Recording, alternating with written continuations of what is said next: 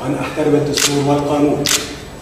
ما بين انقلاب عسكري وإجراءات باطلة استمرت على مدى 10 أشهر من نظام فاقد للشرعية وإعلام مضلل يعمل بكل وسعه لتجميل صورته أمام العالم للتأكيد أن ما حدث في مصر ليس انقلابا عسكريا عبر ترغيب بسطاء الشعب المصري بغمس أصابعهم في دماء إخوانهم بدعوى استقرار الأوضاع. التبس الأمر على قليل منهم حول المشاركة فيما يسمى بالانتخابات الرئاسية من عدمها، ويتساءل البعض: لماذا نقاطع انتخابات الدم؟ هل من أجل 5 استحقاقات انتخابية شارك فيها الملايين من الشعب المصري وأطاح بها العسكر في صناديق القمامة من أجل استعادة جمهورية الضباط مرة أخرى؟ أم من أجل آلاف الشهداء الذين سقطوا في رابعة والنهضة والقائد إبراهيم وميدان الأربعين ومحمد محمود ومجلس الوزراء والعباسية ومسبير وغيرها الكثير؟ هذا بالإضافة إلى أكثر من 23,000 سجين في معتقلات الانقلاب يواجهون أحكاما بالإعدام والمؤبد.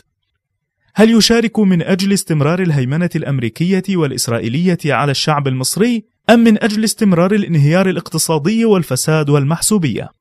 وعلى الصعيد الشرعي كانت الأمور أكثر وضوحا ما بين رجال القرآن وما بين رجال السلطان، حيث دعا الدكتور يوسف القرضاوي رئيس الاتحاد العالمي لعلماء المسلمين إلى مقاطعة الانتخابات الرئاسية، مؤكدا أن السيسي استولى على الحكم بالظلم والطغيان، مطالبا أبناء الحركات الثورية بالوقوف صفا واحدا من أجل استعادة ثورة 25 من يناير. وفي المقابل وجدنا مجموعة ممن عرف عنهم الدوران في فلك السلطة يطالبون بضرورة المشاركة وانتخاب السيسي. فمن أفتى بقتل المشاركين في اعتصامي رابعة والنهضة قال: عبد الفتاح السيسي رئيسا للجمهورية. أما الشيخ أحمد كريمة فأكد أنه متى وجدت المصلحة فثم وجه الله، وأن الانتخابات مصلحة ولا تخضع للشرع. حيثما كانت المصلحة فثم شرع الله. أما من رأى السيسي نبيا فكان من الطبيعي أن يتخطى مرحلة المشاركة ويرى أن كلام نبيه وحي من السماء. إنه مسلم كإسلام سيدنا رسول الله وإسلام الصحابة، وليس كإسلام الأوصياء الدين.